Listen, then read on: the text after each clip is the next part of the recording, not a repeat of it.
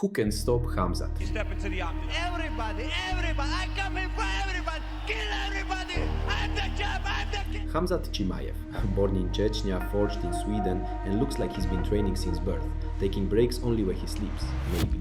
With an unbelievable combination of strength, speed and aggression, he has been smashing opponents both on the ground and on the feet. He defeated former champion Kamaru Usman in a tactical fight at UFC 294, showing he can outsmart even the best. He dominated Robert Whittaker and finished him with a choke in the first round. And the crown of it all, winning the UFC middleweight title against Dricus du Plessis. Khamzat basically said, "Give me the best."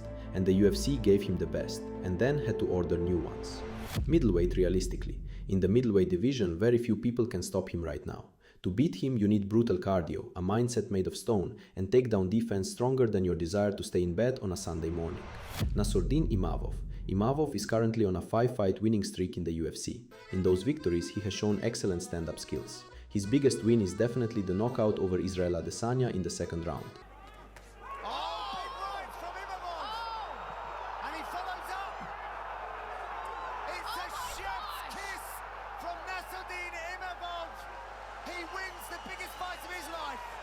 A clear sign that Imavov has serious precision and knockout power. Against Caio Borralho, he showed solid takedown defense, but Borralho is a guy who relies on technique and positional control. Khamzat is a completely different story. It's like stopping a kid's shot in basketball and thinking you're ready to guard Nikola Jokic. Slightly harder homework. Imavov definitely has his chances. He's fast, explosive, and picks his moments well. But realistically, against Khamzat, his chances don't go much higher than about 25%. Israel Adesanya. Maybe 2 or 3 years ago, Adesanya would have been a serious problem for Khamzat, but today he's not the same style bender. Still elite, but missing that old sharpness and speed.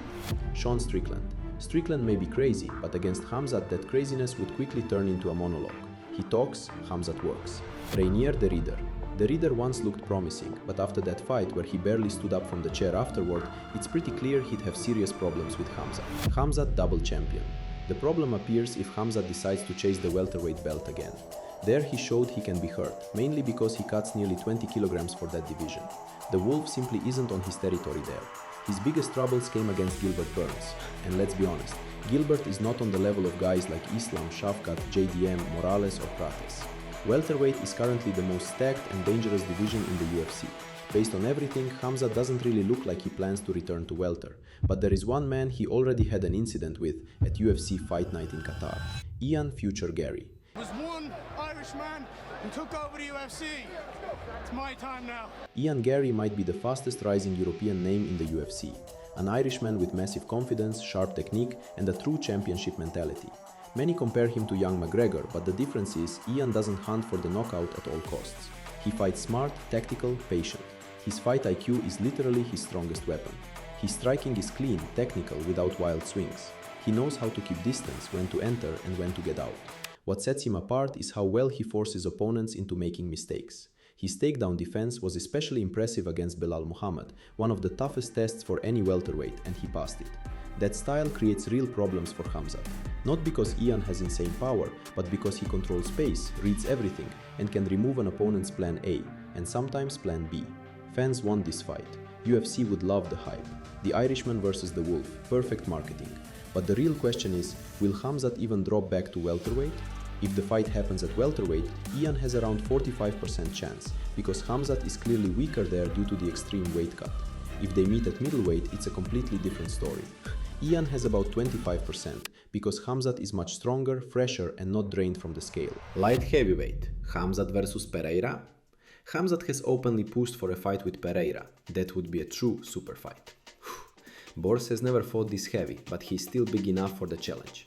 Pereira is better on the feet, but this fight will not stay on the feet. It will be in the mud, and that's exactly where Khamzat wants it and where his style thrives. Still, we can't ignore that Pereira has bombs in his hands. One punch can change everything. Chances? Around 35% for Pereira, but if the fight stays standing, that percentage rises sharply in his favor. And that's it for today. Khamzat, Pereira, Ian and the rest.